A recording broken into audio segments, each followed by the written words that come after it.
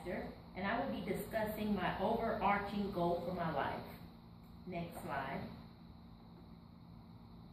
The purpose of this presentation is to define and identify various skills and bridges that connect us together through communication. Next slide. Before you can discuss a situation or before you can discuss a topic, you have to define exactly what that topic is. What is interpersonal communication?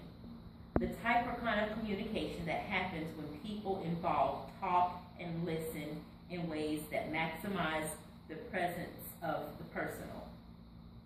Next slide. What does overarching goal mean? A goal that super exceeds all other considerations. Each of these overarching goals should include 4 essential characteristics.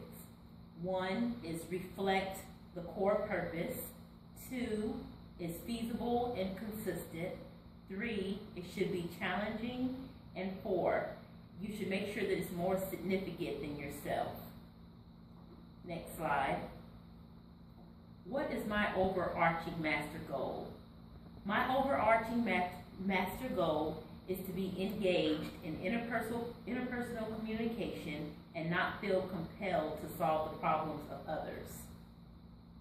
Next slide. What is enlarging the conversation? When one speaks of enlarging the conversation, it is talking about things that you can do to add to the conversation. Understanding and listening and speaking or responding from a perspective that is larger than your own. How do I plan to enlarge my conversation? By implementing what I've learned in the Uniquely You questionnaire. Next slide. What is my background and behavior blend? Well, I grew up in the suburbs of North Carolina in a 2-parent home. I was the youngest of 4. I had no self-esteem because I was always plump, or I was a burger baby. I always had burgers. My dad made sure that I had burgers, so I'm still paying for that today, unfortunately. I was definitely spoiled, and I always liked to help others.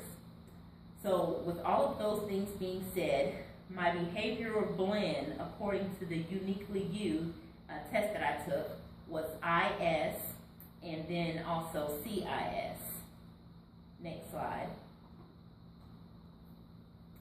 The IS is what exactly was expected of me, and the actual me was CIS.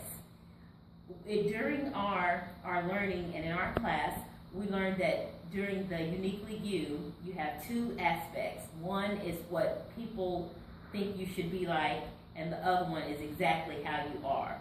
So this is how I came up with my various acronyms. I is for active, people-oriented. S is for passive, people-oriented. And C is for passive, task-oriented. Next slide. What does this all mean about me?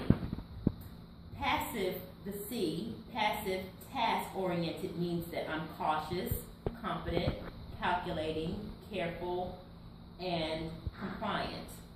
I, which is active, people-oriented, means I am inspiring, influencing, inducing, impressive, interactive, and interested in people. Next slide. S means that I'm passive, people-oriented. This means that I'm steady, shy, stable, security-oriented, submissive, and I'm a specialist. How does all the previous information influence the conversation negatively and positively? Next slide. The positive points about me that I came to find out is that I'm friendly, free from details, like to help others, establish good work patterns. I take limited time in taking tasks, and I'm a good planner. Negative points about me: I need to learn to be a better listener. That will improve my influence on others. Deadline must be met. Total support is not always possible. Next slide. What is the meaning of potential barriers in communication? When you talk about barriers in communication, you talk about obstacles that can distort or prevent effective communication. Some of those things are on the outside, and some of those are, which is external, and some of those are also internal, which I'll discuss a little more as we go on with the presentation.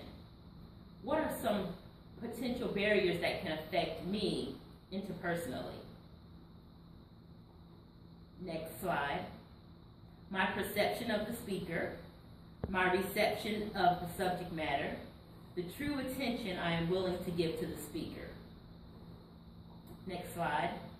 Solutions to the barriers that I came up with was, when you're discussing the perception of the speaker, instead of me having a preconceived notion of a speaker, I have learned that I will give them time to explain and express their feelings.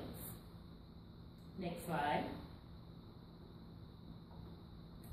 My perception of the subject matter. I have a horrible habit of blocking out people, especially if they're discussing an issue or they take a stance that I don't agree with. Usually, as soon as I hear them speaking, I just automatically start thinking of other things, which is definitely inappropriate, and I've learned that in this class, this communication class.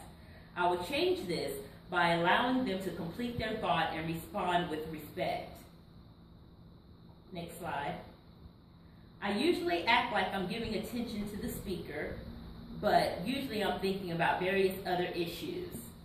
Now I have learned to give the speaker my undivided attention, and I will provide feedback, maintain eye contact, and move my head during the conversation.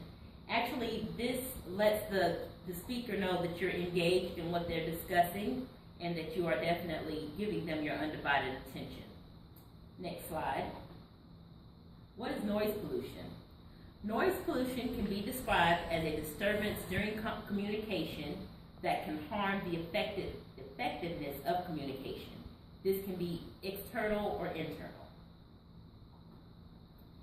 Next slide. Examples of internal pollution are fatigue, biased listening. You hear what you want to hear, not what is actually said to you. Solutions to these issues that I've just stated are to keep an open mind, listen and not hear, and focus on the present conversation. Next slide. Examples of external pollutions are a loud environment, preoccupied with other conversations or during conversations, like with cell phones. A lot of us have those issues these days, unfortunately. More than one person speaking at a time. Solutions to these issues is try to have your conversations in a quiet environment. Make sure that you don't have any external distractions like cell phones, and only allow one person to speak at a time. Next slide. In conclusion, my overarching goal is to incorporate all that I have learned from these past 8 weeks into my everyday life. I will incorporate this with family members as well as with coworkers. I will use active listening skills, listen to others without trying to fix them, and not allow myself to interact as a flat brain during intense discussions.